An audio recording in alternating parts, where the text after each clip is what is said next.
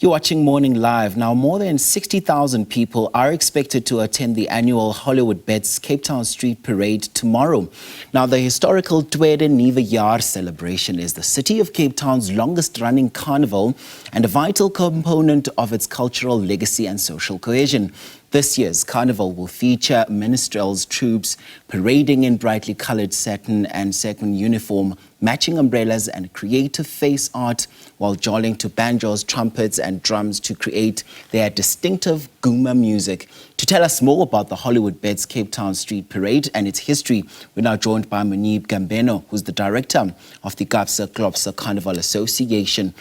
Very good morning, Mr. Gambeno. Thank you so much for your time on the program today. So it can never be a New Year's week without the Tweede Nuwe Jaar celebrations. What is its historical relevance to the Cape Town citizens? Good morning, and a very happy New Year to you and your viewers. The Hollywood Bets Cape Town Street Parade, or the Tweede Nuwe Jaar celebrations, go back to the early days of life at the Cape. During the times when our ancestors were in slavery, they used to celebrate the advent of the new year on the second day of January as opposed to the first day, because this is the day on which they finally got a day off to be with their own families, to be with community, and they would then spend the day either at beaches like Soetwater or Camps Bay, the old Glen as it was then called, and they would then practice these almost melancholic Netherlands songs and the Guma songs that we now know. Of course, slavery was abolished at the Cape on the 1st of December in 1838. And post that time, you then see these community clubs or cultural clubs forming in these new communities in the District 6, in the Boer Kaap, and as far as Claremont and Newlands, and even into Constantia, where we also then started seeing Klopse clubs. And at the turn of the century, of course, this carnival is formalized in partnership with the city of Cape Town. And today we see a carnival that is in its 116th edition. It's a very different carnival. It's the largest cultural festival on the African continent. And tomorrow, in fact, we're expecting in excess of 100,000 people in the CBD of the city, and 20,000 individual minstrels to perform through the streets. This carnival has massive importance to our people, not just from a cultural perspective, but also from a social cohesion perspective, and also from an economic perspective, because this is the one part of the year where our people participate in an economy that allows them access, and that of course allows them an opportunity to earn, so that they too can take care of necessities like buying school shoes and school clothes, and having an easier access to the new year. And of course, you just mentioned that you're expecting about 100,000 people. So I can imagine that the preparation of the logistics was no small task. And why is it held at the beginning of the year? So the 2nd of January is the traditional day on which we celebrate this. As I stated earlier, this has massive historical significance to the people of Cape Town, to the Creole people of Cape Town. Those who have mixed ancestry, those who have ancestors who either came from Southeast Asia or from East Africa or from places like Madagascar. And of course, again, here the new communities were formed. And it's of utmost importance that, of course, we celebrate this day, and that we educate our youth regarding their own history. We find ourselves in very, very different circumstances today. People live in difficulty on the Cape Flats, in absolute squalor, and often in hopelessness. And this carnival gives hope where there is hopelessness, typically hopelessness. And what better way than to convey the story by educating our youngsters regarding their history. There's no better way to understand your future than to understand where you come from.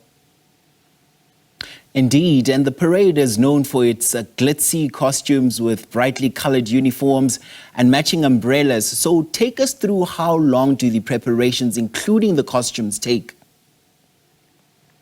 So we are active with the carnival all year round.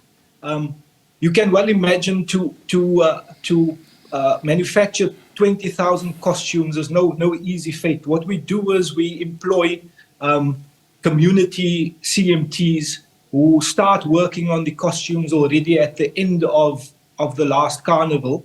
And of course, we also need to drive the agenda of the carnival, and that is to educate the youth and to train them to play these musical instruments. So it's really a year-long activity, and we scale up preparations towards October, November, where we go through the permitting processes.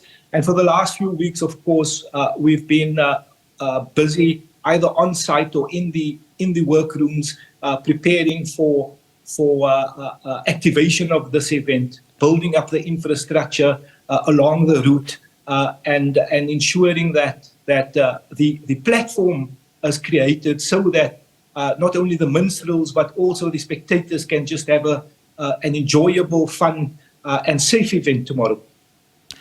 So music continues to take center stage, and can you please tell us about the history of the Guma sound? Because if there's one word that keeps coming up, is Guma. Yeah, no, indeed.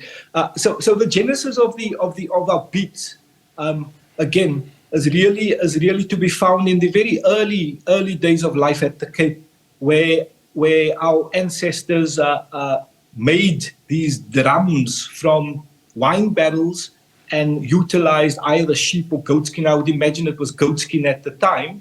And the Guma drum then forms the basis of this beat that carries us. It seems to be that the Guma drum really has its roots or connection to the Ngoma drum that is used in East Africa in particular. So I would imagine that our ancestors who came from East Africa then introduced the notion of making this particular drum. In the older days of carnival or of Klopse, you would have seen smaller Klopse parading through the streets only with one or two of these drums and a banjo and perhaps a piano accordion and so forth. Nowadays, the look and feel and the vibrance and the sound is very different in that it has transformed into a marching band type procession where we have huge brass bands up to 300-400 people or musicians strong, and we have what we call the houte band or the wooden band, which is made up of all these Guma drums that forms the subliminal beat to the overarching sound that is being produced. Interestingly, if you listen to musicians like Abdullah Ibrahim or Dollar Brand, as is also known, and many other musicians that have been produced by the Cape, including Tali Peterson, they were absolutely committed to promoting this Guma beat of ours, and it's really unique globally in terms of its flavor, in terms of its texture, in terms of its sound, and of course in terms of the messaging that accompanied it. Guma sounds or Guma beats were always used as a way of activism to spread the message of the strife of our people, not only in Cape Town or the Western Cape, but also South Africa, and deliver that messaging to the rest of the world, particularly during our dark days of apartheid.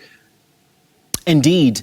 And you literally just touched on my next question, because I feel this is also important, because you guys are also bringing about 15,000 to 20,000 minstrels who will be participating. Let's talk about what role this particular festival plays with social cohesion and nation building in particular, because greater conversations are being had about the importance of using such festivals to build the nation as well. The answer to that is really multifaceted, but at a very primary level, this carnival creates, as I intimated earlier on, hope for people who live in really difficult circumstances on the Cape Flats.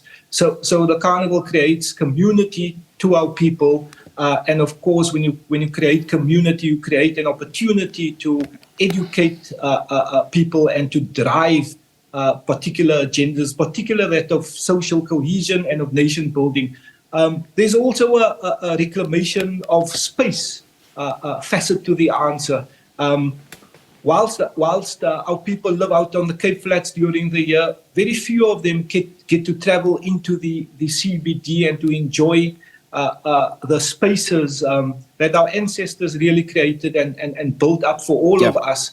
And that is so because of, again, economic conditions and so forth. And tomorrow we come into the city and we reclaim the city and the space as ours, and we introduce and reintroduce our people to a city that really belongs to all of us. And I must give credit to our partners, Hollywood Bets and the City of Cape Town, who have worked exceptionally hard with us over the last few years to utilize this carnival and transform this carnival into something that we can all be proud of, and into an event that can really drive that element of social cohesion. Okay, before I let you go, just please briefly talk to us about the routes and how will traffic be affected?